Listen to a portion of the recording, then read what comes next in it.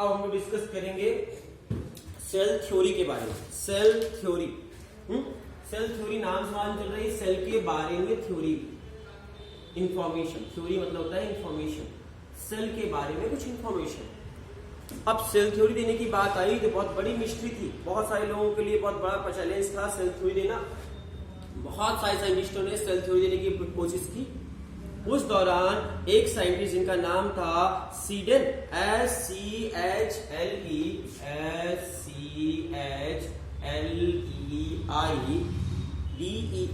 Sedan एक scientist थे। ठीक है, ये साइंटिस्ट बॉटनी के साइंटिस्ट थे या जूलॉजी के साइंटिस्ट थे? याद रखिएगा सीडेन जो थे वो बॉटनी के साइंटिस्ट, सीडेन जो थे वो बॉटनी के साइंटिस्ट थे। और ये बॉटनी के साइंटिस्ट जो थे सीडेन ने, ये बॉटनी के साइंटिस्ट किस पे रिसर्च किए होंगे? बहुत सारा रिसर्च किए प्लांट पर, प्लांट पर बहुत सारा रिसर्च किए। बॉटनी के साइंटिस्ट थे, प्लांट की सेल पर बहुत सारा रिसर्च किए और प्लांट सेल पर रिसर्च कर इन्होंने थ्योरी दी। और इनकी थ्योरी का नाम क्या होगा? सीडेन ने कौन सी थ्योरी दी होगी? सीडेन ने थ्योरी दी, उस थ्योरी का नाम रखा गया plant cell theory. Plant cell theory, plant cell theory पहली बार किसने दी आपसे पूछा जाए तो प्लांट सेल थ्योरी जो थी आपकी सीडेन नाम के साइंटिस्ट ने दी। ईयर था 1838। कब किया था ये रिसर्च? 1838 पे उन्होंने सीडेन नाम के साइंटिस्ट ने पहली बार प्लांट सेल थ्योरी दी, प्लांट पर रिसर्च कर। बाद में एक और साइंटिस्ट आए जिनका नाम था स्वान, SCHWANN, स्वान नाम के साइंटिस्ट आए। ये जूलॉजी के साइंटिस्ट थे, जूलॉजी के प्रोफेसर थे। और जूलॉजी के साइंटिस्ट ने मतलब किस पे रिसर्च किया? इन्होंने एनिमल की सेल पर रिसर्च किया और एनिमल सेल पर रिसर्च कर इन्होंने थ्योरी दी और इसका नाम रखा एनिमल सेल थ्योरी। और एनिमल सेल थ्योरी कब दी गई? एक साल बाद 1839 में। 1839 में स्वान नाम के साइंटिस्ट ने, जूलॉजी के साइंटिस्ट ने आपके क्या कर दी? Animal cell theory. देख सकते हो बॉटनी जूलॉजी, बॉटनी पहले आया है, बॉटनी वाले साइंटिस्ट एक साल पहले आए, जूलॉजी वाले एक साल पीछे चल रहे हैं ना। तो सीडेन और स्वान, पूरा नाम जानना चाहते हो तो सीडेन का पूरा नाम था, ठीक है, मिल्थियस, MALTHIAS, मिल्थियस सीडेन, एन सीडेन से शॉर्ट में लिख सकते हो।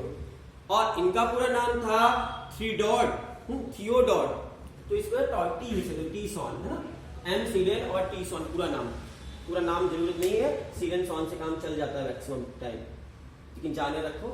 तो सीडेन बॉटनी के साइंटिस्ट थे, इन्होंने प्लांट सेल थ्योरी दी। स्वान जूलॉजी के साइंटिस्ट थे, इन्होंने एनिमल सेल थ्योरी दी। अच्छा, हम सब कुछ नहीं बताएंगे, आपको पढ़ते भी हो कि नहीं पढ़ते देखना है।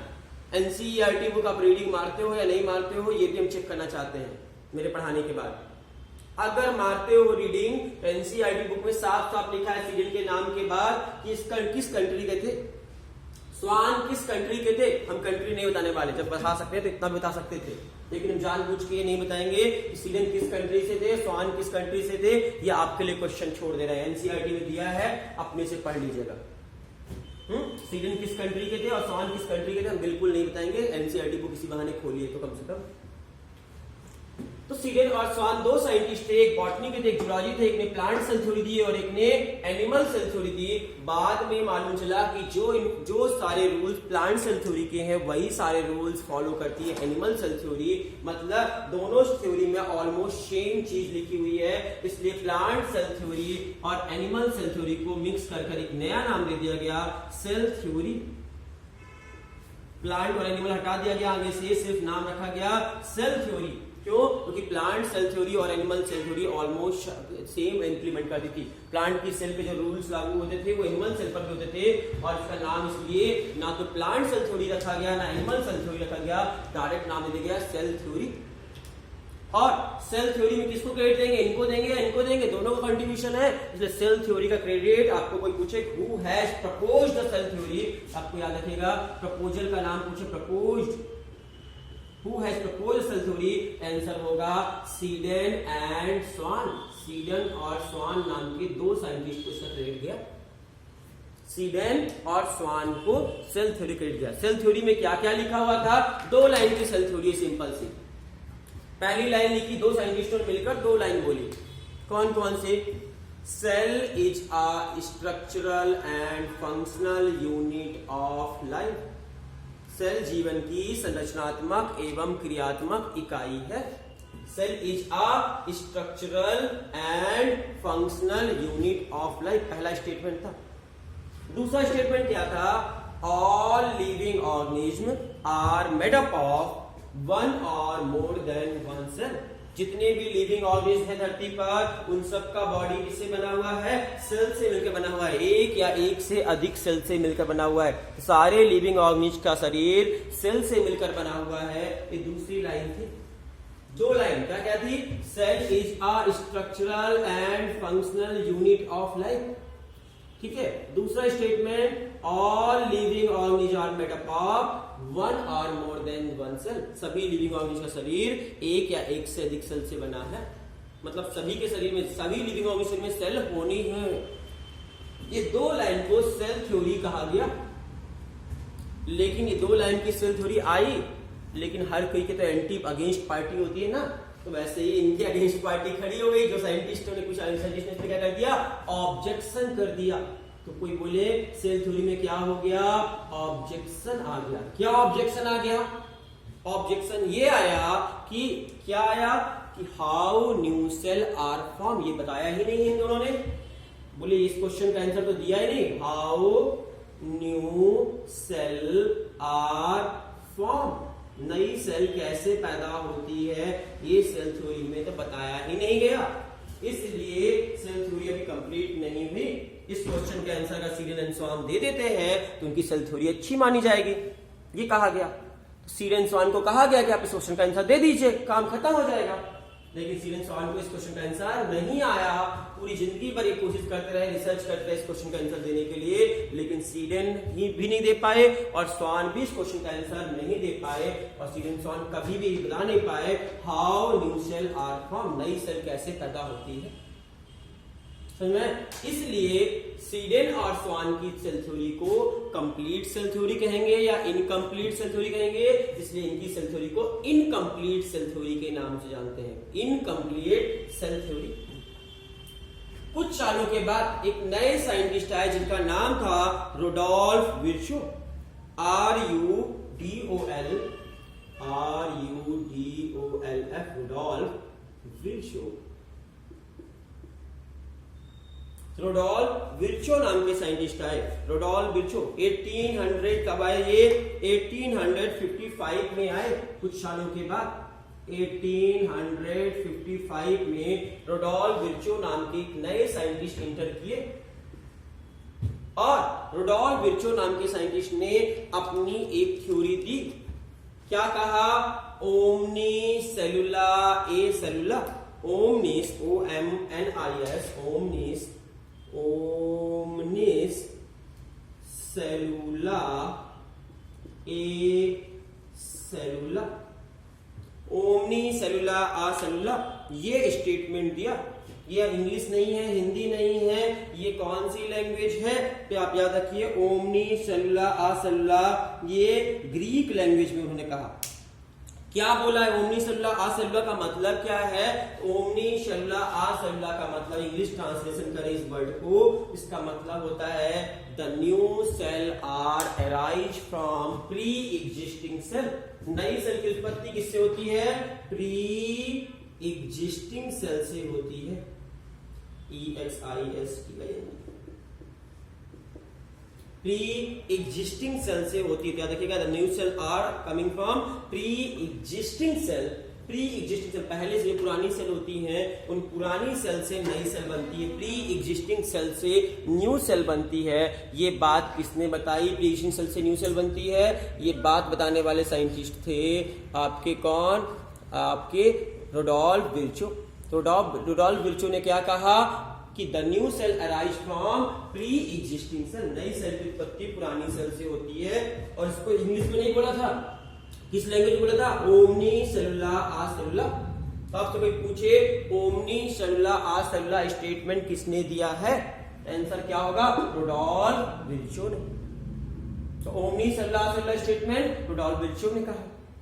उन्होंने क्या कहा? ओमनी सेलुलर का मतलब the new cell arise from pre existing cell, नई सेल की उत्पत्ति पुरानी सेल से, the new cell arise from pre existing cell.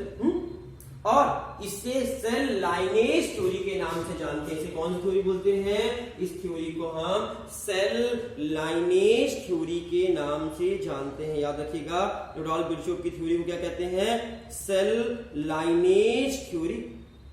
याद रहेगा, सेल लाइनेज थ्योरी के नाम से जानते हैं। Cell lineage theory. आपसे कोई पूछे सेल लाइनेज थ्योरी किसने दी थी, तो रुडोल्फ विर्चो ने दी थी। क्या कहा था? Omni cellular uh cellular, the new cell arise from pre existing cell. अब सोचो, ये लाइन बोलने के बाद ये क्वेश्चन जो ऑब्जेक्शन वर्षों से अधूरा पड़ा था, how new cell are form, इस क्वेश्चन का आंसर यहां पर लिखा है कि नहीं लिखा है? आ गया इस क्वेश्चन का आंसर। कैसे? पुरानी सेल से नई सेल बनती, प्री एग्जिस्टिंग सेल से न्यू सेल बनती है। इस क्वेश्चन का आंसर मिल गया। और इस क्वेश्चन का आंसर मिल गया तो इसके साथ साथ जैसे इस क्वेश्चन का आंसर मिल गया तो ये ऑब्जेक्शन खत्म हो गया और सेल थ्योरी उस दिन से कंप्लीट हो गई। अब सेल थ्योरी में कितनी लाइन हो गई? 3 लाइन। कौन कौन सी? Cell is a structural and functional unit of life, और all living organisms are made up of one or more than one cell, and the new cell can arise from pre-existing cell। नई cell की उत्पत्ति pre existing cell से होती है। ये 3 line की theory ready हो गई और इसे सेल थ्योरी के नाम से जानते हैं। अब बताओ 3 सेल लाइन की सेल थ्योरी किसने कही? तो सेल थ्योरी 3 साइंटिस्ट का कंट्रीब्यूशन इसमें आ गया, सीडेन, श्वान और रुडोल्फ विर्चो। तो सीडेन, श्वान और रुडोल्फ विर्चो ये 3 साइंटिस्ट का कंट्रीब्यूशन है। आपसे कोई पूछे cell theory was given by, cell theory किसने दी? आंसर होगा Schleiden, Schwann and Rudolf Virchow, तीनों ने मिलकर दी। Cell theory was proposed by, proposal के समय कौन थे? प्रपोजल समय मात्र ये दोनों थे, ये नहीं थे। तो प्रपोज्ड में ये 2 नाम आएंगे। तो आपको 2 अलग अलग क्वेश्चन हो गए। Cell theory was proposed by Schleiden and Schwann, cell theory was given by Schleiden, Schwann and Rudolf Virchow. 2 answer, अलग अलग आंसर आप दे सकते हैं अलग अलग टाइम पे। Incomplete cell theory was given by Schleiden and Schwann, complete cell theory was given by Schleiden, Schwann and Rudolf Virchow. ठीक है। Cell lineage theory was given by Rudolf Virchow. The statement omnis cellular uh cellula was given by, ये statement किसका दिया हुआ? Omnis cellular आ cellula, Rudolf Virchow का। Objection of cell theory क्या था? How new cell are form, ये objection था। Plant cell theory किसने दी?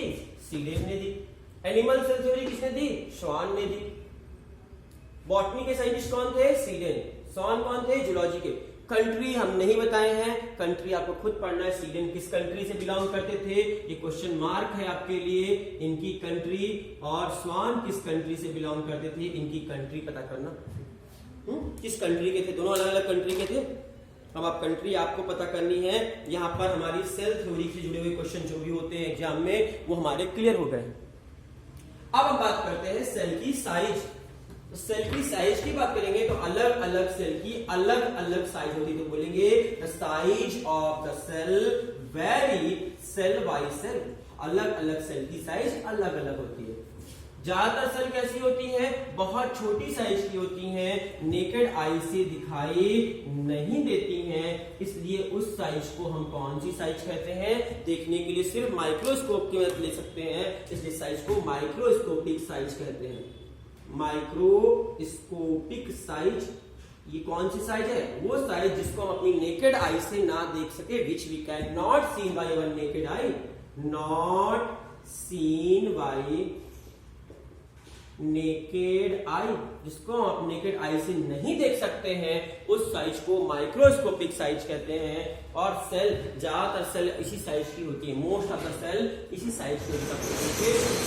Most of the cell, most of the cell are microscopic size, means not seen by our naked eye. बहुत छोटी होती हैं। समझ में आई बात? सेल की साइज हमने बात कर रहे हैं, सेल की साइज अलग अलग, सेल की साइज अलग अलग हो सकती है, लेकिन ज्यादातर सेल माइक्रोस्कोपिक साइज के होते हैं। अब बात करते हैं दुनिया की सबसे बड़ी सेल कौन सी, जिसको हम अपनी नेकेड आई से देख सकते हैं? अंडा, एग। एग आपने देखा है? एग अपनी आंखों से आप देख सकते हैं। एग एक सेल है।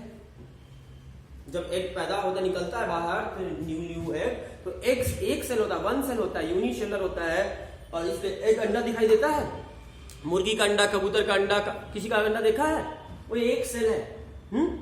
एक egg equal to one cell. दुनिया की सबसे बड़ी सेल कौन सी होगी? सबसे बड़ा अंडा।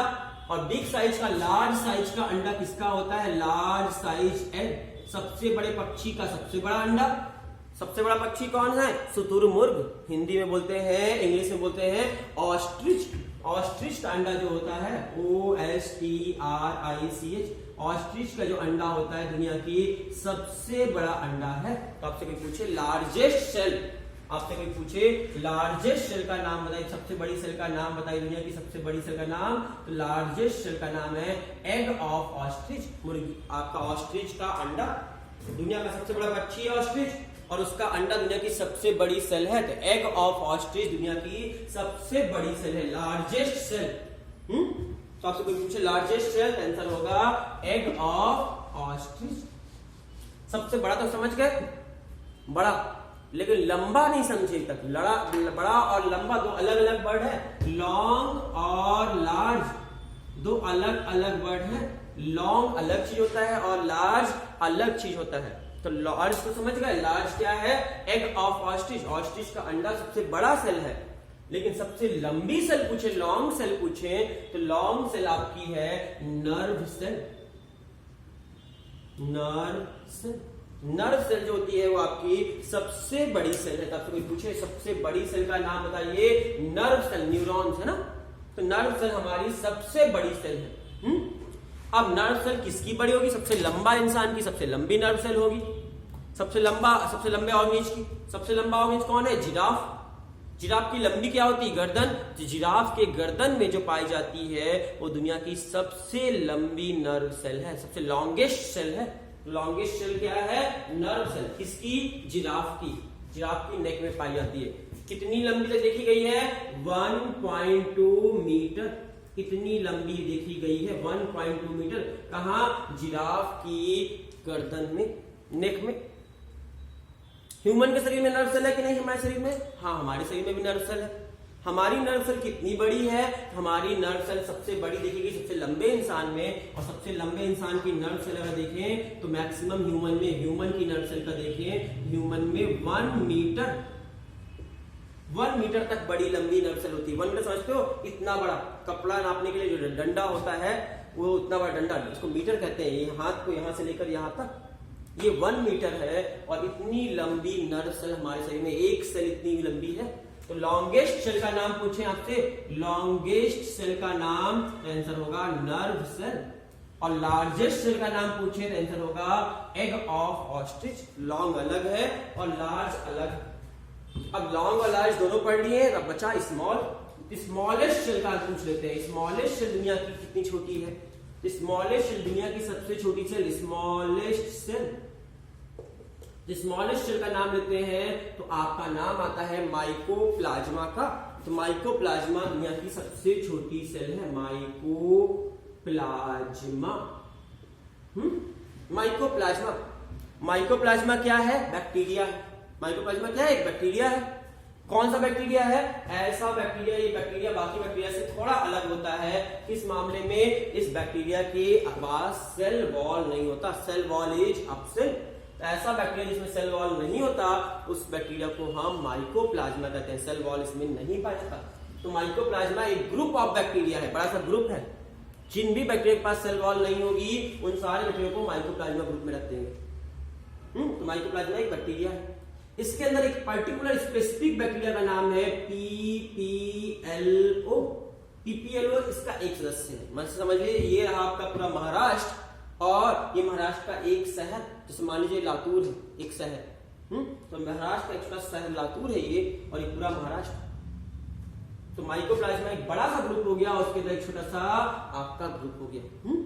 तो क्या समझे, स्मॉलेस्ट सेल कौन सी है, माइकोप्लाज्मा। माइकोप्लाज्मा के अंदर कौन सा नाम, पीपीएलओ। पीपीएलओ का full form pleuro pneumonia like organism. Pleuro pneumonia like organism. तो आपसे कोई पूछे pleuro pneumonia like organism, PPLO का फुल फॉर्म है प्लूरो निमोनिया लाइक ऑर्गेनिज्म। और इस ऑर्गेनिज्म की साइज पूछी जाए, प्लूरो निमोनिया ऑर्गेनिज्म साइज मात्र 0.3 म्यूएम होती है। तो पीपीएलओ की साइज आपसे पूछा जाए, स्मॉलेस्ट सेल की साइज पूछे माइकोप्लाज्मा की साइज, तो स्मॉलेस्ट सेल की साइज 0.3 म्यूएम होती है। समझ में आई बात, माइकोप्लाज्मा की साइज ओनली 0.3 म्यूएम लेंथ की होती है। अब हम बात करेंगे, अच्छा देखना आपकी एनसीईआरटी में दो अलग अलग, फिर यहाँ पे हम नहीं बताने वाले, आपको छोड़ दे रहे हैं आपके लिए। एनसीईआरटी बुक में दो अलग अलग साइज लिखी है, माइकोप्लाज्मा की डिफरेंट साइज लिखी हुई है और पीपीएलओ की डिफरेंट साइज लिखी हुई है। कंफ्यूजन मत करना, लगभग सेम है साइज, लेकिन थोड़ा डिफरेंस है। वो डिफरेंस क्यों है, क्योंकि माइकोप्लाज्मा एक ग्रुप का नाम है और ये पर्टिकुलर एक बैक्टीरिया का नाम है। तो इस पर्टिकुलर बैक्टीरिया के लिए बात करेंगे तो इसकी साइज बताएंगे, और ग्रुप की बताएंगे तो इसकी बताएंगे। दोनों की साइज में क्या डिफरेंस है वो आपको सोचना है, आपको एनसीईआरटी बुक से निकालना है। माइकोप्लाज्मा की साइज कितनी दी है और पीपीएलओ की साइज कितनी दी है आपकी बुक में, वो आपको देखना है। नहीं मिलेगा हमसे पूछोगे तब बताएंगे, वरना एनसीईआरटी बुक में ढूंढ लेना, मिल जाएगी। थोड़ा पढ़ोगे एनसीईआरटी बुक इसी बहाने। फिर बात करते हैं दुनिया की सबसे छोटी सेल कौन सी है, पीपीएलओ माइकोप्लाज्मा। पीपीएलओ का full form pleuro pneumonia like organism bacteria है। इसके अलावा कुछ और सेल की साइज पूछ लेते हैं, आपके एनसीईआरटी में दी है रेड ब्लड सेल की साइज, ह्यूमन की रेड ब्लड सेल आरबीसी की साइज। हमारे आरबीसी की साइज कितनी होती है, आपकी बुक ने दिया है 7 म्यूएम। 7 म्यूएम ये हमारे रेड ब्लड की साइज है। और क्या दिया है आपकी बुक में, और कौन साइज दी, बैक्टीरिया की साइज। तो बैक्टीरिया की साइज 3 से 5 म्यूएम के बीच में होती है अदर बैक्टीरिया की। बाकी के सारे बैक्टीरिया 3 से 5 म्यूएम के बीच में होते हैं, लेकिन माइकोप्लाज्मा इकलौता बैक्टीरिया इसकी साइज बहुत कम है, 0.3 के आसपास है। तो अलग अलग सेल की अलग अलग साइज होती है। सबसे लॉन्गेस्ट सेल, लॉन्गेस्ट कौन सी है, nerve cell. Largest cell egg of ostrich. Large और लॉन्ग में डिफरेंस समझ रहे हो ना, लॉन्ग होता है ऐसा लंबा और लार्ज होता है पूरा लंबाई चौड़ाई सब मामले में बड़ा। स्मॉलेस्ट सेल माइकोप्लाज्मा, माइकोप्लाज्मा के अंदर पीपीएलओ। आरबीसी की साइज 7 म्यूएम, बैक्टीरिया की साइज 3 से 5 म्यूएम के बीच में। ऐसे आप अलग अलग सेल की साइज को याद रखेंगे, और इस तरह हमने साइज ऑफ बैक्टीरिया पर, साइज ऑफ सेल पर डाले। अलग अलग सेल की साइज अलग अलग हो सकती है, बहुत छोटी भी हो सकती है सेल की साइज, बहुत बड़ी भी हो सकती है। ठीक है, थैंक यू।